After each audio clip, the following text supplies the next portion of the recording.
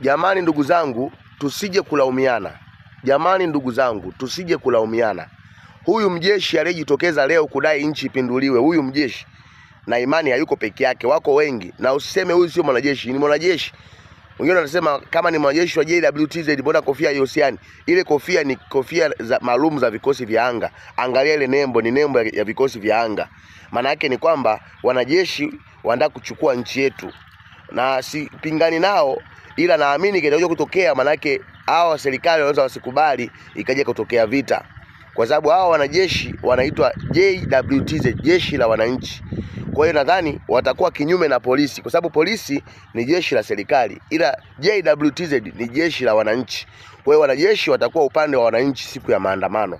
Kwa hiyo kulikoni tufike kwenye maandamano, naomba jambo hili liangaliwe. Kama Mtanzania kwa moyo mmoja natoa maoni kwamba serikali kwa haraka zaidi itafute maridhiano, tusiingie kwenye vita.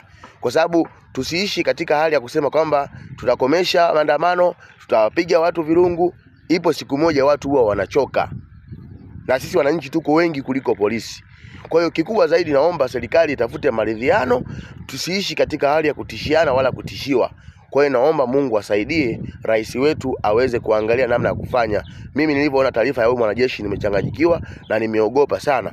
Naomba wananchi wenzangu tuendelee kuomba, tuendelee kujitahidi kuilia serikali ili tuweze kuona wenzetu nini wanahitaji, upinzani nini wanahitaji. Hasa tayari wanajeshi wameshaanza kusema hivi. Kesho na kesho kutwa kitakuja kunuka. Tutakuwa wageni wa nani na Tanzania tujazoea mitutu?